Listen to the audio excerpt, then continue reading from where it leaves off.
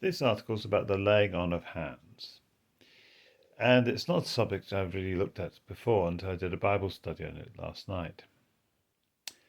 And the thing that came across in the Bible study was that touch is important. Interestingly, at the very beginning, when God created man and created woman, and he created them separately and in a different way, both ways involved touch.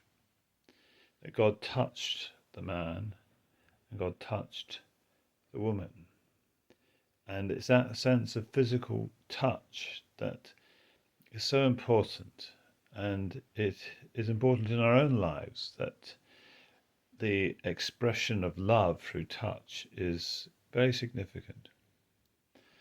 We then go on to see how laying on of hands confers authority. This could be seen with Moses conferring authority onto Joshua. But it's also interesting to me that the congregation laid hands on the Levites to confer the authority on them.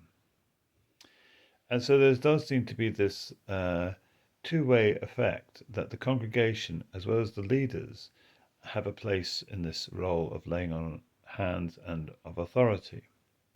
Interestingly, when it comes to Acts of the Apostles, we find that the laying on of hands was done to commission Paul and Barnabas as missionaries.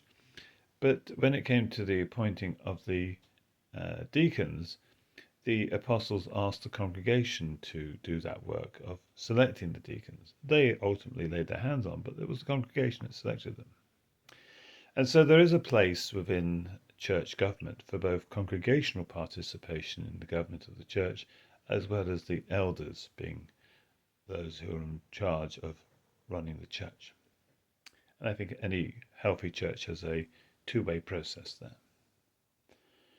And then we also have the laying on of hands when it comes to the dealing with the sick and with receiving the Holy Spirit in the New Testament. But interestingly, that laying on of hands isn't essential, because there are times when those things happen without the laying on of hands, but it is important. But finally, we think of the laying on of hands with the sacrificial system.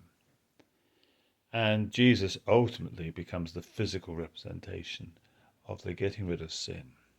For Jesus became sin that we might know the righteousness of God. And on the cross, he physically died. And there's a sense of physicality when dealing with sin and in everything else. Well, thank you for listening.